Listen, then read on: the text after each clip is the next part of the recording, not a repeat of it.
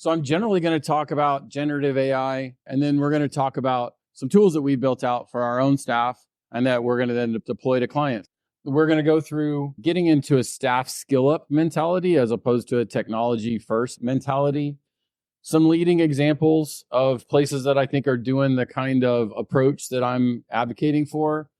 Look at the tool set that we've built out that we're calling Procurement Agent AI that we're rolling out to staff imminently, and then where I think it goes from here.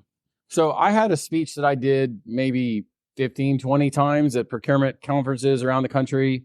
So that was called Tool in the Toolkit, and it was trying to get to people on what is this and why should you as individuals be building skills here so that as we need to be an AI-ready workforce, that we have the ability to do that.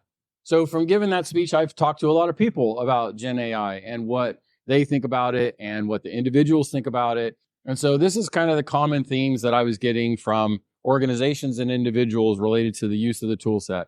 So for organizations, first and foremost and consistently, this concept of is it secure? And second after that is it learning from my language? If I use it to compile notes from an evaluation committee, can somebody go in and then say, I want to learn how to win a bid for Cook County?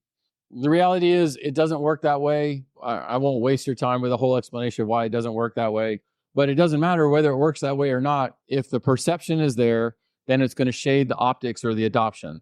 So organizations are concerned about the security characteristics of it and the training of the language model. And then closely after that, is it a risk for staff to use this? Are we exposing ourselves to risk? What happens if the data is wrong? What happens if the information is wrong? And so that leads into, well, what is our policy for use? What is an acceptable use policy? Do we need to disclose that we're using Gen AI? When do we do that? How much can we allow Gen AI to build an answer without human guidance and human direction?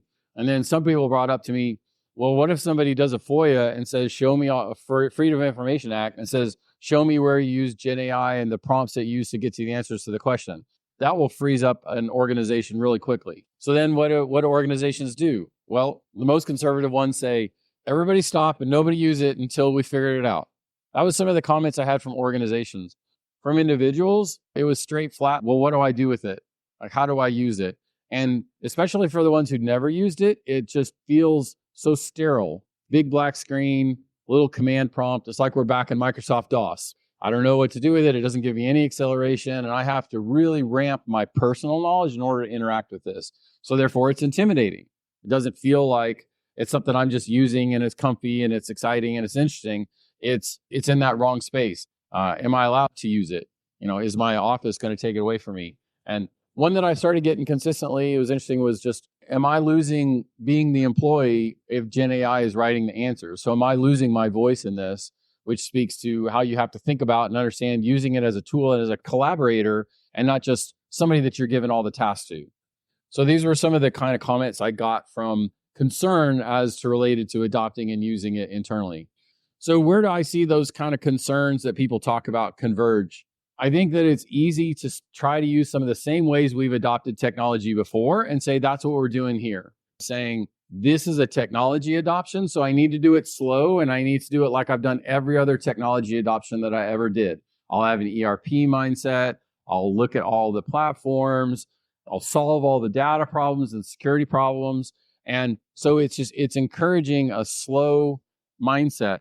And then because a lot of people who are investing in this are platforms, but if you have a platform, then you want to defend the platform, obviously. So then what the platforms have been doing is saying, well, Gen AI is magic, and I put the Gen AI in my platform, so now my platform is magic too. They're not really trying to say, learn how to use Gen AI. They're saying, I've brought the magic into my platform, and so now I am Gen AI enabled. That's still not solving the core problem that our staff is still worried about this and has not built any skills to actually do the things. And so I think that what's really transformational here, my argument is that if we approach the use of this tool as an opportunity for lasting skill development through practical use cases, how can I use it? What would I use it for? And where I can see the process and learn long-term. We are not trying to do magic tricks for people and say, see, look, I did a rabbit. I want to teach people how to be a magician. I'm not trying to hide it. I want to teach it. And so these staff skills are a pathway to an AI-ready workforce. There was a really interesting article from the Harvard Business Review. I've read a lot of articles on Gen AI. I've read a lot of Harvard Business Review articles on Gen AI. This one was by far the best one that I ever read, and very sympathetic to the kind of position that I'm trying to build in what we're building. The article was, your organization isn't designed to work with Gen AI. It's really talking about this fundamental question about, are we thinking about this as something new or just the newest piece of technology to which we're going to do it the same way we did everything else? So 3 quotes that were really compelling out of this was, many deployers are hitting roadblocks because of a fundamental flaw in the approach. They think of Gen AI as a traditional form of automation rather than as an assistive agent that gets smarter and makes humans smarter over time. And then AI doesn't function like a traditional technology. Users talk to it much like they talk to their human colleagues, and it works with users in an iterative fashion. So the number one characteristic is there's very low barrier to entry to talk with and interact with this tool, which has unbelievable capacity to produce information in a way that is collaborative and back and forth. And that's like nothing else that's ever existed, at least as far as we as mere mortals ever had access to. If you happen to have access to IBM's Watson 20 years ago, maybe you had this, but none of the rest of us did.